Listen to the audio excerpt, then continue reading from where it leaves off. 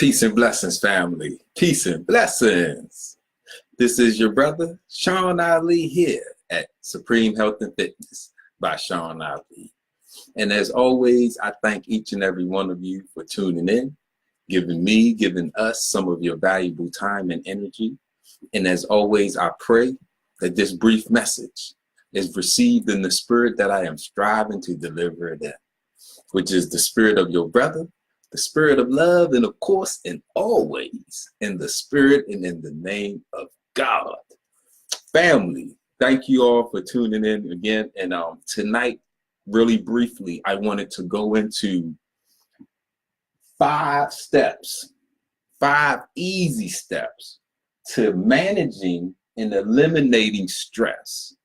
5 steps to manage, not just manage, but to manage and eliminate not just stress, but your stress.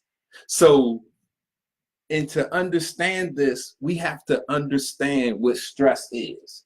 And when we're looking at stress,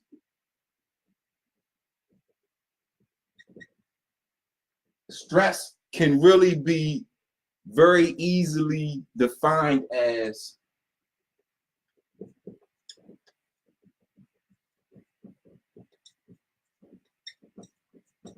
applied force.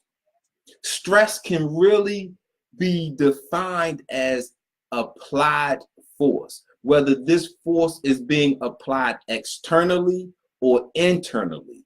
But stress can easily be looked at as applied force. Now, when we are looking at the stress that we go through, there's 2 types of stress, okay? You have eustress and you have distress. So in the stress category, it's broken down into 2. You have eustress and you have distress. Okay, what's the difference? Because they're both applied forces. So the difference is how your mindset is applying this force. See, so this is what when we are looking at 5 steps to manage. See, this is how you manage, where you can choose the proper category, because one is good and one is bad. So now once you learn how to manage your stress, once you learn how to manage the applied force internally as well as externally, see, now you can eliminate the distress, because distress is the stress that's found in the cause of death. So when we are looking at eustress, see, eustress, that's the good stress. See, when you have a test coming up and you study all night and you study for a week or whatever, and you're preparing for it, and then the day of the test, right before the test starts, you get the sweaty palms, you get nervous, you're like, man, but you are anticipating. You're not fearful. You're not anxious. You are ready. You are prepared. So the butterflies and the nervousness is from you wanting to go ahead and start. So eustress is the good. This is the kind that prepares you for success. When you're ready for a race, or you're ready for an activity or event, or you are in a situation, eustress is the applied force that your mind, see, your mind controls whether you are in a eustress or distress state. That's your mind. You can't avoid stress. This is a factor of life, because stress is always applied upon you externally, whether it's mentally, spiritually, or physically. We have atmospheric pressure. So stress is always applied. We always have applied force. Internally, you have eustress and you have distress. These are how you direct your energy with your mind. Eustress is the good stress. Distress, the opposite of good, is bad. When you are in distress, you are in need of help. When you are in distress, you are suffering anxiety. You might suffer fear. You might be angry. You might be depressed. See, this is distress. Distress is the one that eats away at you, that eats at your guts, causing you to have ulcers, because the hormones and the chemicals and the reactions in your digestive system become so acidic from your thought, from you being in a state of distress, that it causes that high acid of stomach gastric juices, that high acidic level, it starts to eat away at your digestive system and you develop ulcers. Your heart responds accordingly. See, when you are in a state of eustress, see, this is good applied force. So your heartbeat is regulated. Yes, it's elevated. Yes, your breathing is elevated, but you are releasing endorphins as well as adrenaline and cortisol. See, with eustress, you get endorphins. You don't just get adrenaline and cortisol. Adrenaline and cortisol are the main two hormones of stress. See, when you are in a state of distress, this is when you are in that fight or flight and your sympathetic nervous system takes over. See, you can't control yourself in distress. You stuck, you seize up. This is when you have a stroke. This is when you have a heart attack. See, this is when you cause your brain, your heart, your digestive system, your reproductive system, your kidney, your liver, your spleen, see, your colon, your thyroid. See, this is when you can malfunction and misfire anywhere inside of your body, because distress is bad. It's destructive. It's destructive. With eustress, you get endorphins. See, you get that good feeling. See, you prepared. You're ready. See, yes, you're nervous, but you're ready. Why? Because your body is preparing itself to be successful.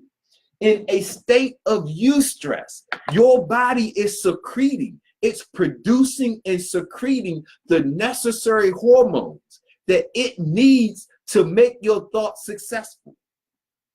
Your body is not created to function under distress. It doesn't know what to do. So when you are in a state of distress, it becomes self-destructive because it's all in your mind. So look, 5 easy steps, okay? 5 easy steps to manage and control your stress. 5 easy steps. All right. Step 1. Step 1 is very important.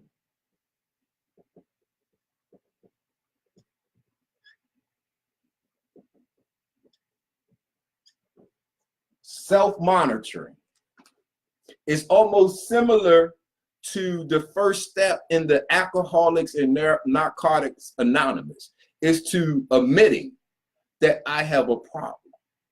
See, when you go to the doctors and you're not feeling good and you think you got a cold or you think you got asthma or you think you got arthritis, and you go to the ER or you go to your doctors and they do a blood test and they do an ECG, EKG, MRI, and they do all of these tests and they come back and they say, you know, there's nothing wrong with all our tests are negative. See, when this is happening, when they bring you that negative test back, this means your stress is at the root of what you are going through. So when we understand self-monitoring, this is us being aware that I am in a state of stress. So let me monitor. Let me be aware of what I eat. See, because you are what you eat. So whatever you eat, your body has to metabolize. It has to deal with it. So you could be causing an internal stress through what you eat. And what your body is digesting, it affects your mind. See, you can overeat and become tired and sleepy. See, you can eat something sugary and become racy. See, you can eat something heavy and become sluggish. So what you eat and your ability to your cognitive abilities go hand in hand. So you want to self-monitoring is looking at what you eat, drink, right? It's your route to work, it's your lifestyle. See, and you got to record your life. So as you are going throughout the day, you are writing down, okay, I woke up, I drank this glass of water, I did this, I exercised, I put on. See, you got to know your life. You got to monitor yourself. Why? Because you are trying to fix yourself. You are trying to solve your problem without medication, without spending money, without causing your own further harm. This is 5 easy steps. It's you understanding that it's all right here. See, it costs nothing. I'm giving it to you for free. So listen. So step 1 is self-monitoring. Then step 2, stress awareness. See, you want to understand what is going on in when you get stressful. So step 1 is you writing down your daily activities. As your attitude, as your stress level fluctuates, you want to record what your triggers are. See, you want to record. So if you're driving, for instance, say you're driving to work and a car cuts you off and you become upset, angry, or create that stress. See, you want to record this because you want to be able to identify what all your external triggers. So if your boss comes up to you and talks to you and that makes you feel some type of way, that's stress. You got to record that so you can identify your triggers. You want to know what externally causes you to lose control of yourself. Because stress, distress, is a state of loss of control. See, when you are distressful, you need help. I'm distressed. I'm distressed. I'm distressed. A damsel in distress. See, so that's a state of loss of self-control. So you want to know your triggers of what, so you are writing this down because step 3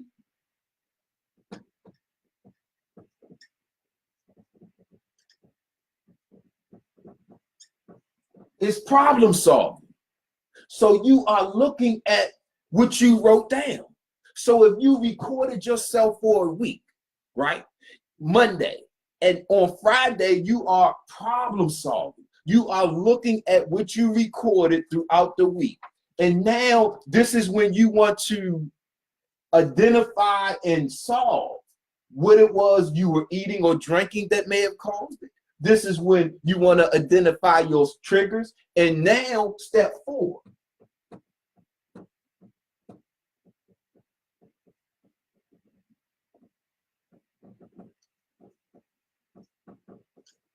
Cognitive remodel. See, you remodeling your cognitive, your thinking, and your thought process. Just like you would remodel your kitchen, it's the same kitchen. It's the same kitchen. You just remodeled it. You refurbished it. You made it brand new. You updated it. So you took out the old and put in the new.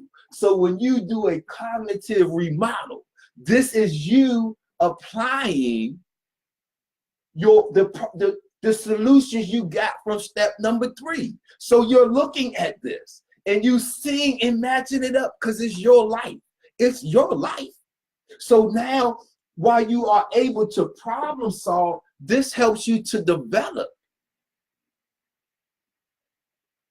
new thoughts, new actions, new ideas that will help you to avoid your triggers. Why? Because this is about you controlling yourself. And now step 5.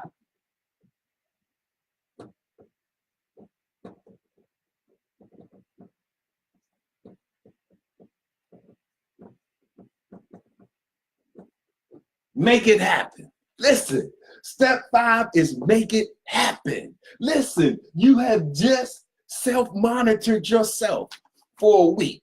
You have just did your stress awareness and found out and identified your triggers. Now you have just problem solved. And now you have just remodeled your cognitive process. You have changed your whole thinking process. And now step 5, you get up and you make it happen and you live stress free. See, 5 steps to manage and eliminate your stress. Wow. See, self-monitoring, stress awareness, problem solving, cognitive remodel, and number 5, you make it happen. This is how you take control of your life, because in stress, like we said, you got 2 types. You got eustress and you got distress. Eustress is the preparation kind. That's the kind that your body produces to make you successful. Distress is the destructive kind. That's the acidic kind. That's the kind that destroys and takes away from your body's ability to remain balanced or healthy or strong. So when we are looking at the major causes of death, stress is a contributing factor. Why? Because it's right here. See, when we go and we don't get that diagnosis and they say it's nothing wrong and we still feel sick, that's stress. That's right here. That's that psychosomatic disorder. That's the hypochondriac. Your mind is making you sick. Your stress is causing that imbalance. It's just manifesting as a runny nose. That stress is manifesting as a bronchial infection or a respiratory infection. That's stress. Whatever the weakest part in your body is where your stress will manifest at. Whatever is the weakest part in your body, that's where your stress will manifest at. Pressure bust pipes. That internal stress of distress, it will manifest in the weakest part of your body. So this is the 5 easy steps to manage and eliminate your stress. If you eliminate your stress, then you eliminate a number 1 major contributing factor to your death. If you can eliminate the factors that cause your death, what are you left with? If you can eliminate the factors that cause your death, what are you left with? Abundant life. That's up to you. It's your lifestyle that will determine your health status. It's your health status that will be the determining factor to how long you actually live. All of that is controlled by your mind. If you can manage and eliminate your stress, then you will open the door for your abundant life. As your brother, I want that for you. If you or anybody you know needs help, please have them contact us. We are here for you, ready for you. When you want to start being healthy, contact us and we will help you, bam, just like that. So family, I thank you all for tuning in and giving me some of your valuable time. And I pray that this message was received in the spirit that I was striving to deliver it in, which is the spirit of your brother, the spirit of love, and of course and always in the spirit and in the name of God. I leave you as I came in the greeting words of peace. Salam alaikum, Hotep, Black Power. Power to the people. Peace.